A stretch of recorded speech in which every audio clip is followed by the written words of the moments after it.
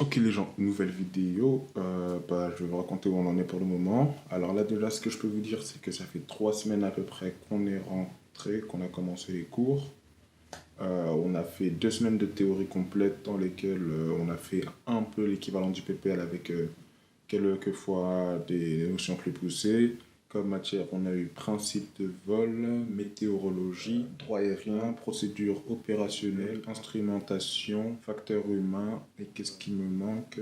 Connaissance de l'avion. Donc voilà, principe de vol, en gros, on a vu comment fonctionnait l'importance, les différentes forces qui s'exercent en avion. C'est un peu de façon, c'est comme ça que je vous le décrirai de façon assez basique. Météo, on a vu comment, on a vu les différents facteurs météo, etc.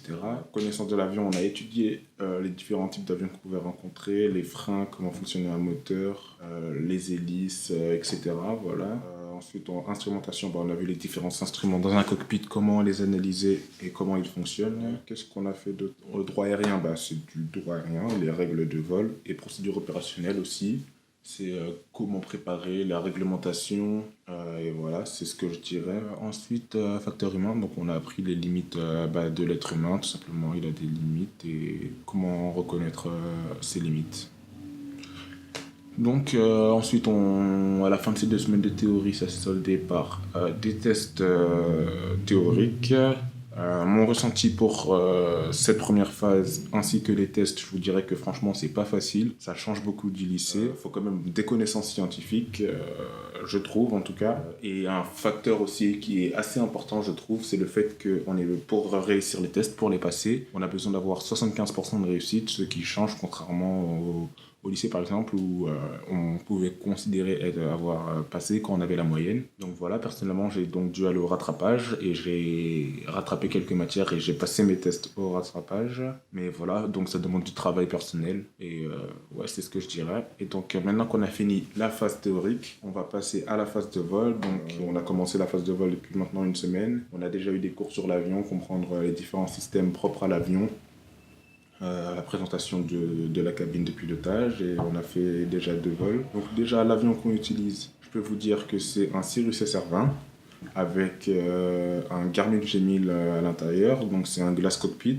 donc avec 2 écrans qui représentent un peu similaires à des avions de ligne et un stick latéral comme sur les Airbus par exemple. Donc on a étudié avant ça les performances, les vitesses, les différentes procédures à appliquer et comment préparer un vol. Et donc voilà, les 2 premiers vols que j'ai effectués, ça a été de la maniabilité, comment faire des virages à différentes inclinaisons, 20 degrés, 30 degrés, 45 degrés par exemple. Là j'ai fait. Ensuite, monter, descendre, se mettre en palier, réduction de vitesse, maintien d'altitude. Et on fait des exercices comme ça. Mon deuxième vol, pareil, ça a été la même chose. On a poursuivi les mêmes exercices. À part qu'en plus, on a commencé à voir les procédures de circuit pour faire des tours de piste et pour l'atterrissage, comment ça se passait.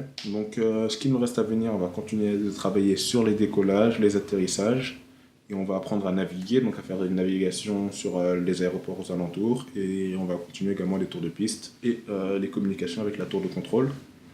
Et donc cette phase de vol pour le moment, on est mardi et on a commencé les vols jeudi, donc j'ai volé jeudi, vendredi, ensuite donc il y a le week-end, pas de vol. Lundi malheureusement la météo était pas bonne, on n'a pas pu voler. Et mardi, aujourd'hui pareil, on n'a pas pu voler, du coup on espère que demain la météo sera meilleure. Et donc cette phase, elle va durer un mois. Pour le moment, ça se passe très bien. On a différentes procédures à apprendre, comment intégrer un circuit, les vitesses, les checklists, etc.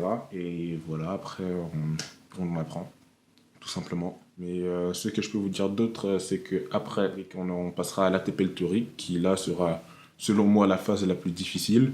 Là, ça va être 9 mois de théorie pure, donc un peu comme une année scolaire classique. Ça va être difficile, je pense, mais ça restera tout de même intéressant.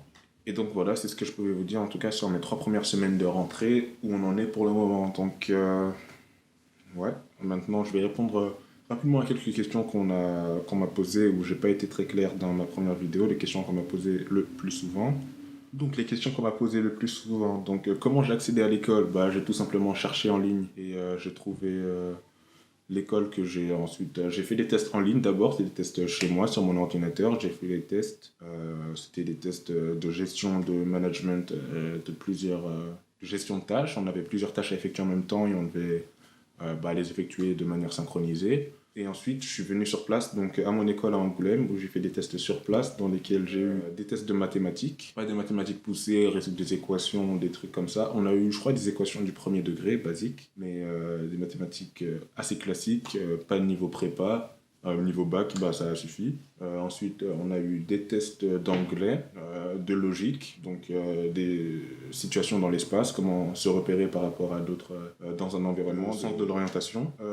Est-ce que j'avais des diplômes avant de rentrer dans l'école? Non, enfin, je viens d'avoir le bac l'année scolaire dernière, donc non, j'ai pas de diplôme, à part le bac. Est-ce que l'école fournit une formation complète? Alors oui, on fait ce qu'on appelle un Frozen ATPL, donc ça veut dire ATPL théorique, CPL, MCC et JOC, qui nous permettra après, quand on aura atteint 1500 heures, de faire la TPL pratique et de pouvoir devenir commandant de bord. Donc on a tous les diplômes nécessaires pour ensuite pouvoir passer commandant de bord. Donc on a tous les diplômes de pilote de ligne. Et est-ce que j'aurais besoin de d'autres licences aéronautiques après avoir fini l'école? Donc oui, j'aurais pas besoin de d'autres licences aéronautiques, mais j'aurais besoin de faire une qualification sur un avion. Donc, ce qui me permettra après tout simplement de piloter un avion spécifique, par exemple un Airbus A320 ou un Boeing 737 ou un ATR ou un Dash 8 en fonction de la compagnie en fait. Donc voilà, c'est ce que je peux vous dire. Et est-ce qu'il faut un bon niveau d'anglais? Alors ouais, moi je pense que ouais, c'est important. Parce que tout simplement, nous, l'école elle est en anglais. On parle en anglais avec les professeurs, les cours sont en anglais. Donc si on ne comprend pas la moitié de ce qu'on nous dit, ça risque d'être compliqué. Est-ce qu'il faut une mention au bac? Non.